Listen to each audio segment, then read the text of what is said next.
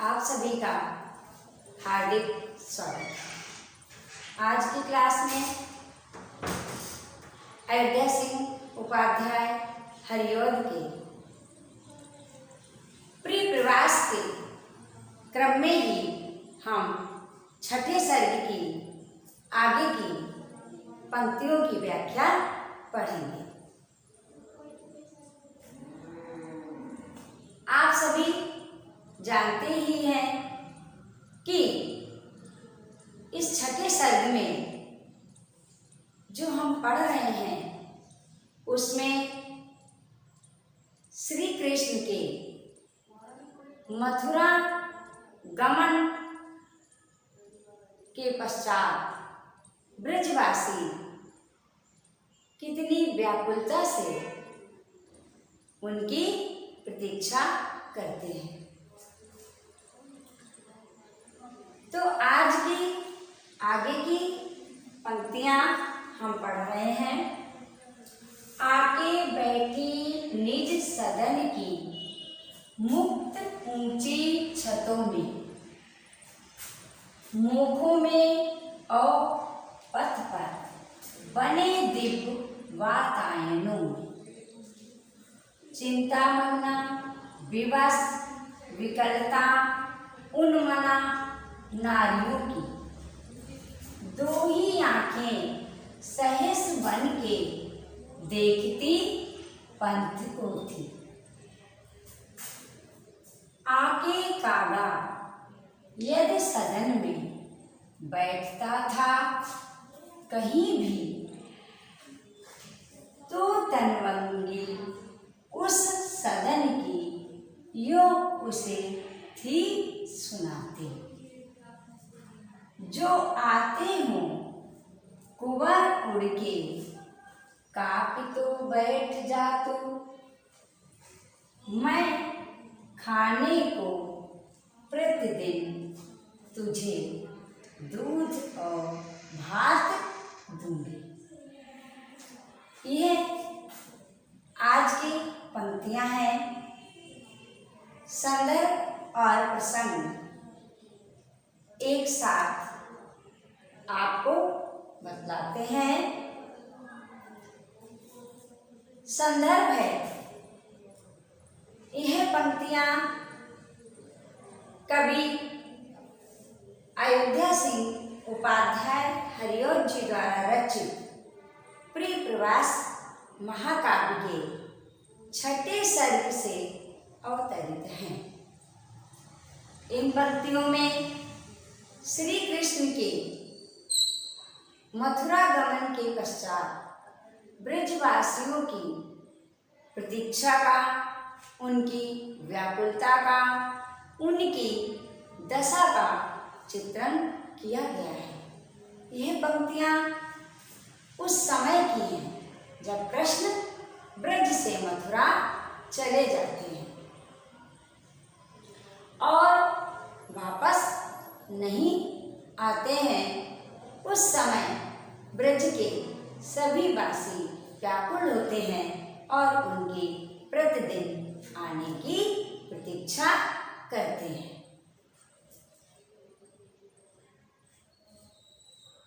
पहला जो पद है उसकी शाब्दिक जो भाव है अर्थ के अनुसार आपको बतलाते हैं। मुक्त माने खुली हुई, स्वतंत्र यानी छत पर, खुली छत पर, ऊंची माने ऊंची ऊंची छतों पर, मोखो माने जो हमारे आपकी चौड़ाई में बरामदे जैसी घुमाव होते हैं और जो उतरते हैं सीढ़ियां हैं या जाने की, ऊपर जाने की जो सीढ़ियां हैं, उनकी दीवारों में या घरों की जो दीवारें हैं उनमें जो छोटे आले जैसे जो खिड़कियां होती हैं उन्हें कहते हैं। वातायन यानी झरोके, खिड़कियां, तो वातायनों का क्या अर्थ आएगा? झरोके। चिंतामग्ना यानी चिंता में डूबी हुई। विवश माने विवश, विकल माने व्याकुल, उन्मना माने अनमने मन से। मन नहीं है फिर भी कार्य कर रहे हैं तो उसको क्या बोलते हैं? उन्मन। अनमने मन से, बेमन से। नारियों यानी स्त्रियों की दो ही आंखें यानी वो अपने नेत्रों से निरंतर वन की ओर जो रास्ता जा रहा है उसे देखती है। सीधा सा भाव निकलकर सामने आ गया है। व्याख्या कैसे करेंगे, कैसे हम लिखेंगे? अयोध्या सिंह उपाध्याय हरिओम जी कहते हैं कि श्री कृष्ण के मथुरा जाने के पश्चात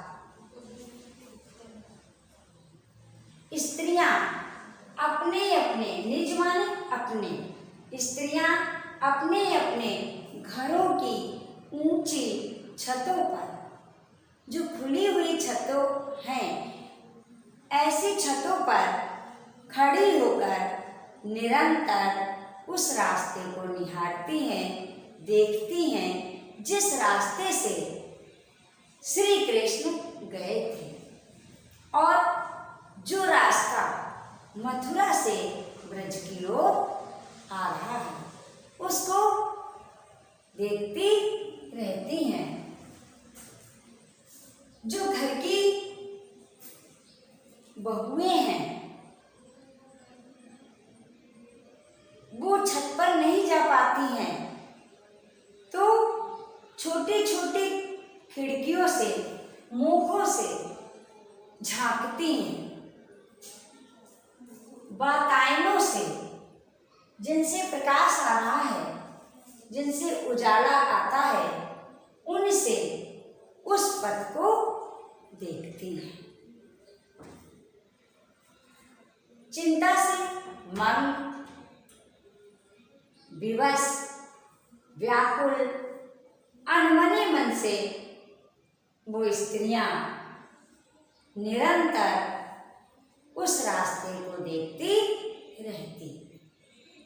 कवि कह रहा है कि उनकी जो दो आंखें हैं, जो उनके नेत्र हैं, वो श्री कृष्ण के दर्शन की लालसा में प्रतीक्षारत हैं और उस रास्ते को वो निरंतर देखते रहते हैं। आया आपके समझ में? हम दोहराते हैं। अयोध्या सिंह उपाध्याय हरिओम जी कहते हैं कि श्री कृष्ण के मथुरा गमन के पश्चात ब्रज की स्त्रियां अपने अपने घरों में अपने अपने घरों की ऊंची खुली हुई छतों पर जाकर उस रास्ते को निहारती हैं, जो रास्ता मथुरा की ओर जाता है और मथुरा से ब्रज की ओर जो रास्ता आ रहा है। कृष्ण की प्रतीक्षा करती हैं। जो घर की बहुएं हैं, जो खुली छत पर नहीं जा पा रही हैं, वो घरों की छोटी छोटी खिड़कियों से, झरोखों से, जिनसे प्रकाश आ रहा है, छोटी छोटी खिड़कियों से और झरोखों से उस रास्ते को निहारती हैं, जिससे कृष्ण मथुरा से वापस आएंगे। चिंता में डूबी हुई, विवश, व्याकुल, अनमने मन से उनकी दोनों आंखें अर्थात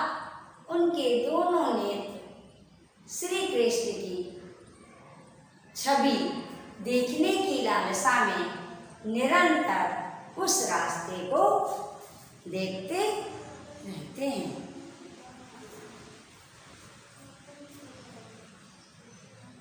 अब अगला पद है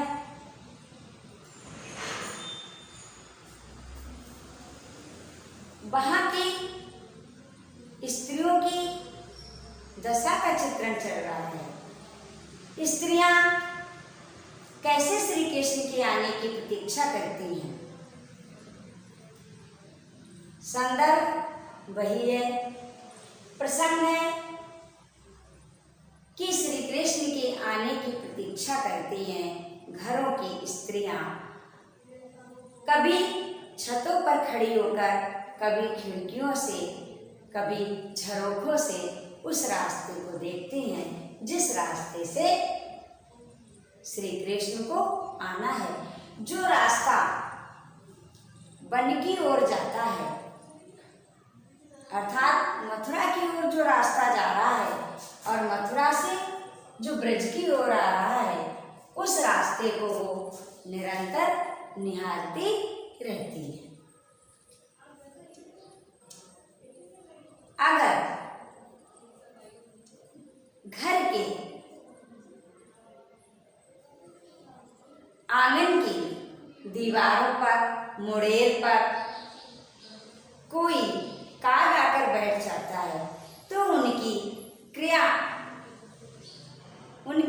क्या प्रतिक्रिया होती है, इसी संदर्भ में इन पंक्तियों में कवि वर्णित कर रहा है। व्याख्या अयोध्या सिंह उपाध्याय हरिओत जी कह रहे हैं कि श्री कृष्ण की प्रतीक्षा करती हुई उन व्याकुल चिंतामन स्त्रियों को अपने आंगन की, घर की किसी भी मुड़ेर पर कोई काग अगर बैठा हुआ दिखाई देता तो वो स्त्रियां उससे कहती हैं, क्या कहती हैं? कहती हैं, हे काग, हमारे प्यारे श्री कृष्ण बलराम मथुरा गए हुए हैं और वो आज आ रहे हों, आने वाले हैं, तो तुम उड़ जाना और उड़कर पुनः बैठ जाना। मैं खाने को प्रतिदिन तुझे दूध और भात दूंगी।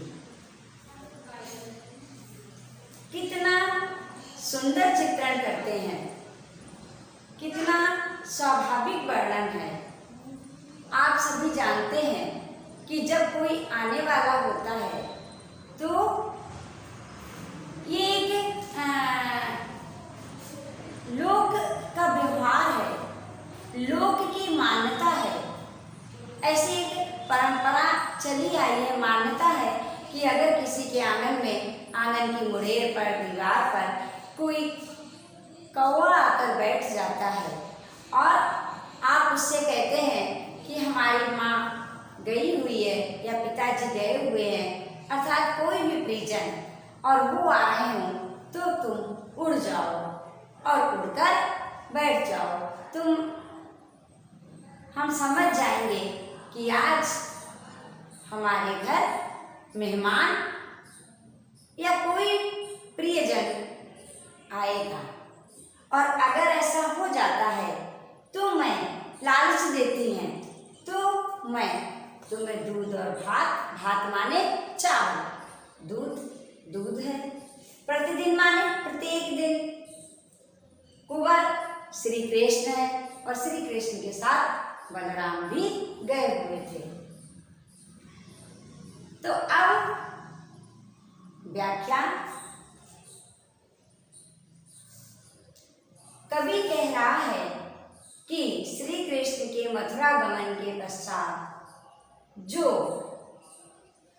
प्रतीक्षारत स्त्रियां हैं, सभी ब्रजवासी प्रतीक्षारत हैं, तो घर की जो युवतियां हैं, जो घर की स्त्रियां हैं, जो घर की वधुएं हैं, वो कहीं भी उन्हें मुड़ेर पर, दीवार पर कोई कौवा बैठा दिखाई देता तो उससे कहती हैं, उसे सुनाती हैं, यानी उससे कहती हैं कि आज हमारे कुंवर अर्थात श्री कृष्ण बलराम आने वाले हैं, वो आ जाए, आ रहे हो तो तुम उड़ जाओ और फिर आकर बैठ जाना।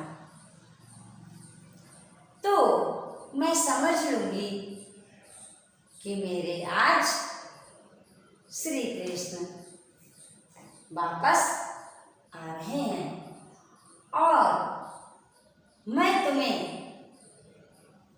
विश्वास देती हूँ, प्रतिदिन दूध और भात, दूध में जब चावल पड़ जाता है तो खीर कहलाती है, खीर बन जाती है, तो कहते हैं कि मैं तुम्हें खीर खिलाऊंगी, दूध और भात दूंगी, यानी तुम्हें मैं दूध और भात अर्थात खीर खिलाऊंगी अगर हमारे प्यारे कुंवर आ जाते हैं। सीधा सा अर्थ है और हमारी समझ में इन साधारण सी पंक्तियों का साधारण अर्थ आपको समझ में आ गया होगा। आपको बताना चाहेंगे कि 4 पंक्तियों की व्याख्या लगभग नहीं आती है। जब भी व्याख्या आएगी तो इस तरीके से 2 पद होंगे, तो उसके अंतर्गत हमें इन दोनों पदों की व्याख्या एक साथ लिखनी है। हमने आपको समझाने के लिए अलग अलग अर्थ बताए हैं, अब आपको एक साथ व्याख्या करनी है। तो जब आप पहले पद की व्याख्या करें तो एक पैराग्राफ में करें, जब दूसरे का भाव लिखने लगे अर्थात व्याख्या करने लगे तो पैराग्राफ बदल दें। ऐसे आपकी व्याख्या एक सुंदर ढंग से सजी संवरी लगेगी। एक बार पुनः पूरा सार आपको बतला देते हैं ताकि आपको आसानी रहे। यह पद अयोध्या सिंह उपाध्याय हरिओम जी द्वारा रचित प्रिय प्रवास के 6ठे सर्ग से उद्धृत हैं। इन पदों में कवि ने उस समय का चित्रण किया है जब श्री कृष्ण मथुरा गमन कर गए और वापस नहीं आए। ब्रजवासियों की जो स्थिति थी, जो उनकी दशा थी, वो बड़ी चिंतामग्न थी। व्याकुल थे वो सभी कि श्री कृष्ण अभी तक वापस नहीं आए हैं। सभी दिन रात उनकी प्रतीक्षा कर रहे हैं। तो ऐसे में घरों की स्त्रियां उनके रास्ते को कैसे निहारती थी, वो कैसे प्रतीक्षा करती थी, इसका चित्रण पद में किया गया है। व्याख्या कवि हरिओम जी कहते हैं कि श्री कृष्ण के मथुरा गमन के पश्चात सभी स्त्रियां चिंतामग्न थी, व्याकुल थी, विवश थी। श्री कृष्ण अभी तक आए नहीं और ऐसे अब सभी स्त्रियां अपने अपने घरों की ऊंची ऊंची छतों पर जाकर उनके रास्ते को देखती। जो घर की बहुएं हैं, जो छतों पर नहीं जा पा रही हैं, वो छोटी छोटी खिड़कियों से, मोखों से अर्थात छोटी छोटी खिड़कियों से, झरोखों से उस रास्ते को निहारती जो रास्ता मथुरा की ओर जाता है और मथुरा से ब्रज की ओर आ रहा है। चिंता में डूबी हुई, व्याकुल, विवश, अनमनी स्त्रियां जो हैं, उनकी दोनों आंखें अर्थात निरंतर उनके नेत्र उस वन की ओर जाने वाले रास्ते को निहारते रहते। निरंतर उस रास्ते को उनकी आंखें देखती रहती जिस रास्ते से कृष्ण आएंगे। अगले पद का पैराग्राफ बदलेंगे। घर के किसी भी दीवार पर, मुड़ेर पर, आंगन में कोई भी काग अगर आकर बैठ जाता है, घर के आंगन की दीवारों पर, मुड़ेर पर कोई भी, क्या कहती है स्त्रियां, कैसे प्रतीक्षा कर रही हैं।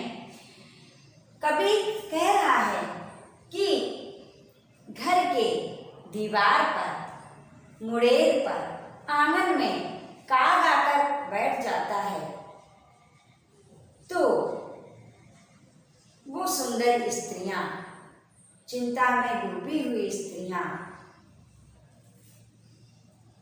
उससे कहती, आज अगर हमारे कुंवर प्यारे श्री कृष्ण बलराम आ रहे हो, मथुरा से आ रहे हो, तो उड़ जा, तो उड़ के जा और आकर बैठ जा। मैं समझ जाऊंगी कि मेरे प्यारे श्री कृष्ण आ रहे हैं। ऐसा हो जाता है तेरे शुभ संदेश से वो आते हैं। मैं तुम्हें प्रतिदिन, प्रत्येक दिन तुम्हें खीर खिलाऊंगी, दूध और भात खिलाऊंगी, अर्थात मैं तुम्हें खीर का भोजन कराऊंगी, प्रतिदिन तुम्हें खीर खाने को दूंगी। ये सार रहा दोनों का। अब व्याख्या में आप सभी जानते हैं कि हमें विशेष लिखना होता है। तो विशेष में क्या है नंबर 1 पे अलंकार। देखिएगा आपको अलंकार इसमें क्या दृष्टिगोचर होते हैं, कौन से अलंकार हैं इसमें। जब कोई बात अभिप्राय सहित कही जाती है, सअभिप्राय सहित कही जाती है, वहां पर मोटे रूप में आपको बता रहे हैं ताकि आपके समझ में आए, आप समझ लें और अलंकार को स्वयं निकाल सकें। वहां पर परिकर अलंकार होता है। परिकर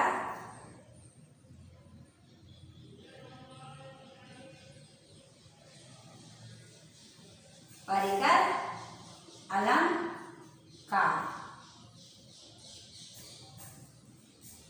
देखिएगा कैसे परिकर अलंकार हो गए। तुम्हें दूध और भात दूंगी, उड़ के बैठ जा। काग तुम जाओ तो कह रही है, क्यों दूंगी, अभिप्राय क्या है, कुंवर आ जाते हैं, मुझे ये संदेशा मिल जाएगा तो मैं दूध और भात दूंगी। नारियों की, स्त्रियों की दशा कैसी है? व्याकुल है, वो चिंतित हैं। जहां समय मिलता है वहीं से वो उस रास्ते को निहारने लगती हैं। अब दूसरा अलंकार अनुप्रास, जो बहुत सरलता से आपको मिल जाएगा।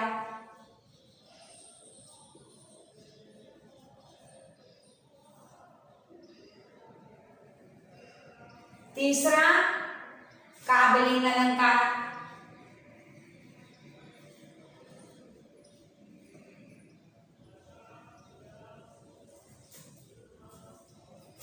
तीसरा कौन सा आ जाएगा? काव्यलिंग अलंकार।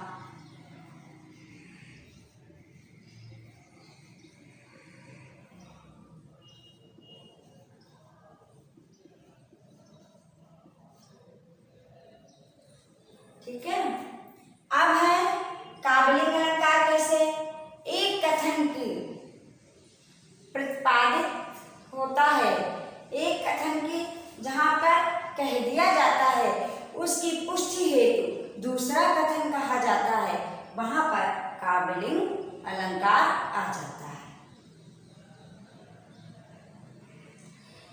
व्याकुल है, चिंतामग्न है, कैसी? छतों पर जाके देख रही हैं, तो तुरंत छतों पर जाती हैं, देखती हैं, उसके साथ कौन पुष्ट कर रहा है? क्योंकि वो उनकी आंखें निरंतर पंथ को निहारती हैं, देखती हैं। अब हम विशेष में और क्या लिखेंगे? आप सब जानते हैं कि लोक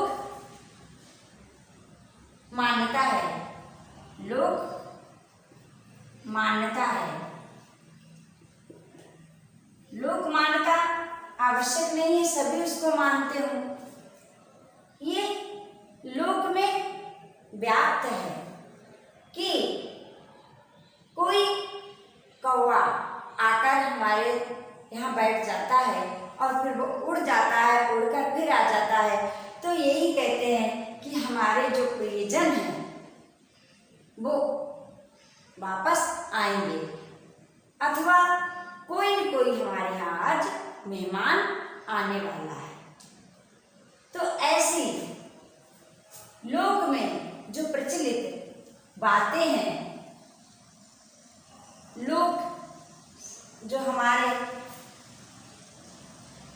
एक दूसरे को हम इस तरीके की बातें बताते हैं, पुष्टि करते हैं भाई, तो उसका भी यहाँ पर कवि ने उल्लेख किया है। वर्णन सहज स्वाभाविक है, भाषा सहज है, सरल है। तो इसमें आप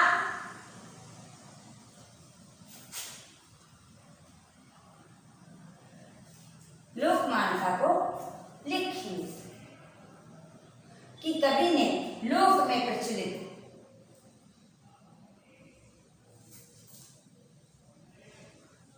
सहज बात को सहज रूप में अभिव्यक्त किया है।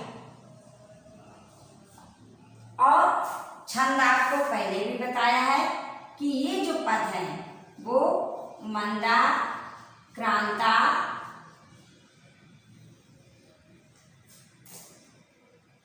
छंद में चित्रित है। मंदा क्रांता छंद